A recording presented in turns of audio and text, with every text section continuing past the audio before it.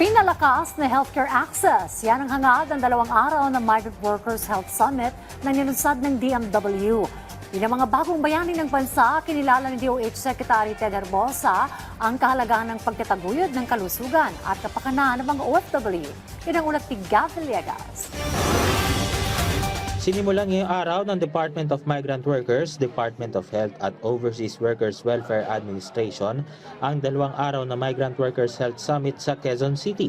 Layon ng aktibidad na palakasin ang healthcare access at itaguyod ang kalusugan at kapakanan ng mga OFW at kanilang pamilya. Iba't ibang mga serbisyong medikal ang handog ng nasabing summit para sa mga OFW tulad ng libreng dental consultation at libreng eye check-up. Ayon kay Migrant Workers Secretary Hans Leo Kakdak, hindi dapat maging pangalawa lamang sa mga OFW at kanilang pamilya ang kalusugan.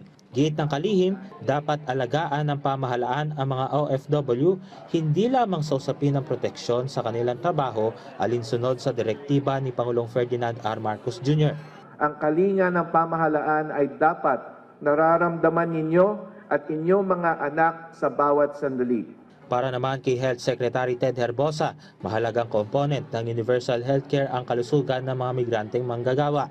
Kinikilala rin ng kalihim ang mahalagang ambag ng mga OFW sa pag-unlad ng bansa. Protecting the health of migrant workers is not only a health concern, it is also a development concern, as labor concern, and a shared national responsibility. Samantala, lumagda rin ang DMW at DOH ng isang Memorandum of Understanding para sa interagency collaboration para sa pagkakaroon ng collaborative at responsive healthcare service sa mga OFW at kanilang pamilya. Para kay Mary Ann, malaking bagay ito para sa tulad niya na anak ng mga OFW.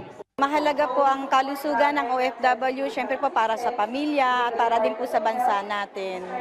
Yun po, at saka regular check-up po. Gab Humilde Villegas, para sa Bayan.